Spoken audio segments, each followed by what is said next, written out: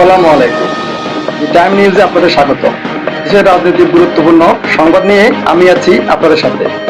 চলুন শুনি বিস্তারিত।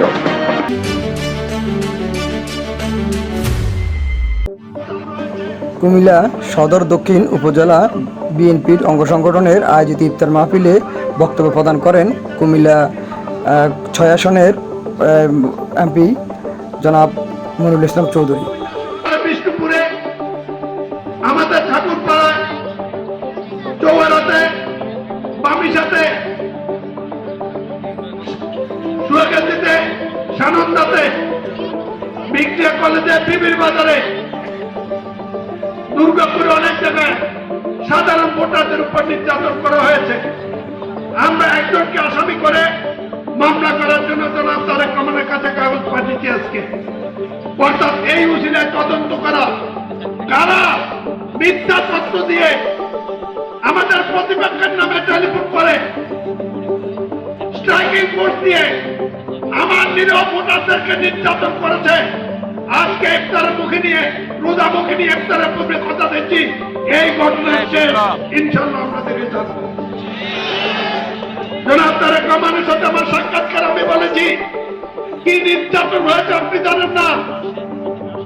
যাতে আল্লাহ আপনাকে রক্ষা করেছে, দেশকে রক্ষা করেছে, ষড়যন্ত্র ছিল অন্যরকম, এর উদ্ঘাটন করা উচিত।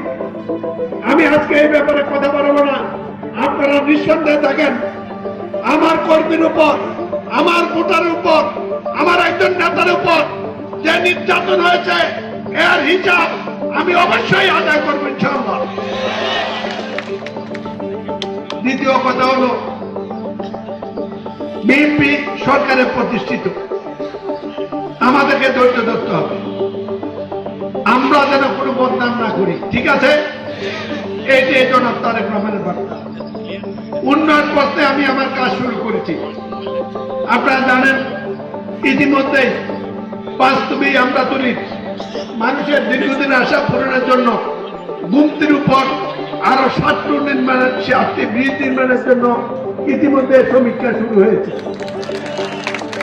আপনারা শুনে খুশি হবেন, ইতিমধ্যেই চাঁদপুর, শুভপুর, কুমিল্লা শহরের জলযাত্রার জন্য 50 কোটি টাকার একটা প্রকল্প নিয়ে আগামীকাল আমাদের চূড়ান্ত বৈঠক হবে। 3 নম্বর হলো গতকালকে আমি মেডিকেল কর্তৃপক্ষকে নির্দেশ দিয়েছি, গতকাল আমি স্বাস্থ্যমন্ত্রীর সাথে কথা বলেছি, আমি বলেছি অবিলম্বে কুমিল্লা মেডিকেল কলেজের একটি পূর্ণাঙ্গ শাখা বাস্তবে আমরাতলীতে স্থানান্তর করতে হবে। ভিক্টোরিয়া কলেজের ক্যাম্পাস দিতে হবে, বিশ্ববিদ্যালয়ের ক্যাম্পাস দিতে হবে। বাস্তবে আমরাতলী পর্যন্ত সিটি কর্পোরেশন সীমানা পর্যায়ক্রমে বর্ধিত করে চূড়ান্ত করতে হবে। কালকে আমি সিটি কর্পোরেশনের সাথে বৈঠক করেছি, অসমাপ্ত কাজের ব্যাপারে সুস্পষ্ট নির্দেশনা দেওয়া হয়েছে। আমরা আশা করি আগামী কিছুদিনের মধ্যে এই সমস্ত কাজকর্ম শুরু হবে। গতকাল আমি আদর্শ সদর উপজেলায়, আজকে আমি বৈঠক করেছি সদর দক্ষিণ উপজেলায়।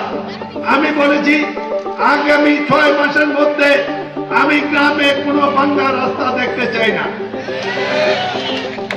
যদি 4 থাকেন চাকরি দেন, নাইলে ছেড়ে দেন, রাস্তা করতে হবে, রিপেয়ার করতে হবে। এই অবস্থা চলতে পারে না, কিন্তু সময়টা তো কম, ধৈর্য ধরতে হবে।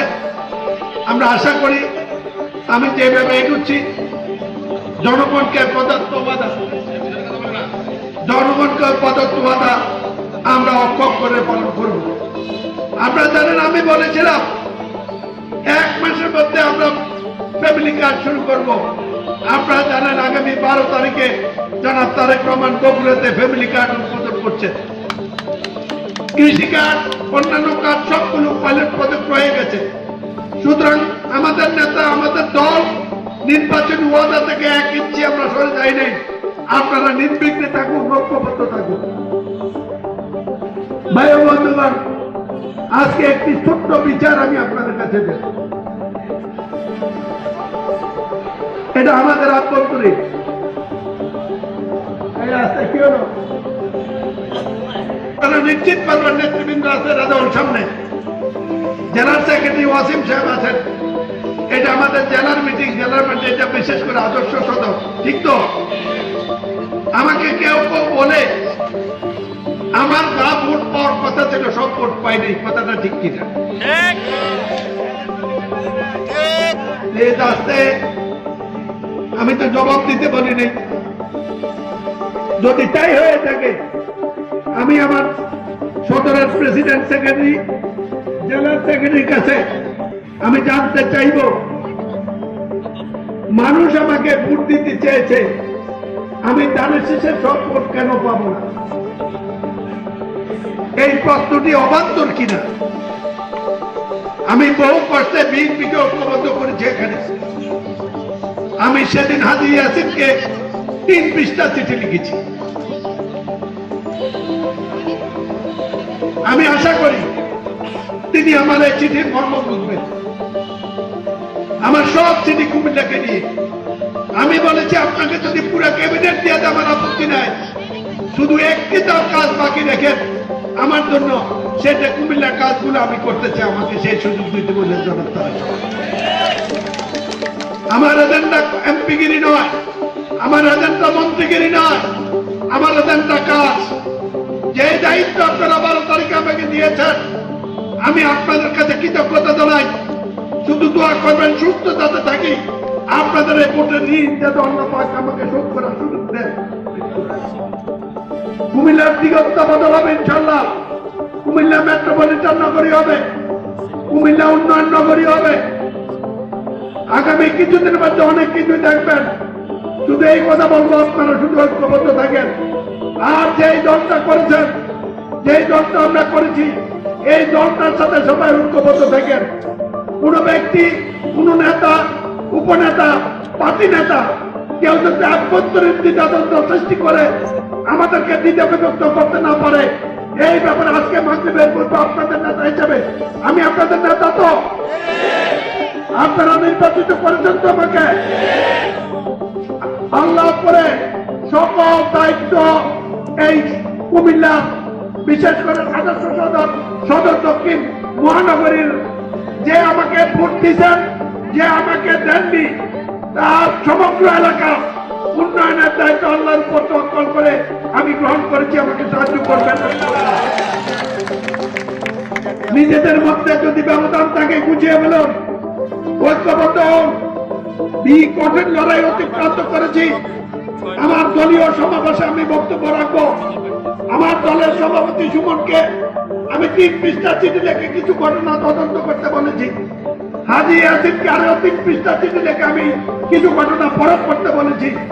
যদি এইগুলা সত্য না হয়, আসুন আমরা সবাই মিলে আগামী দিনে এই কুমিল্লার সাথে, দেশের সাথে, তারেক রহমানের সাথে, বিএনপির সাথে আমরা দলকে ঐক্যবদ্ধ করি। কোন বিভ্রান্তি চলার সুযোগ নাই। আজকে কুমিল্লা বিএনপি ঐক্যবদ্ধ।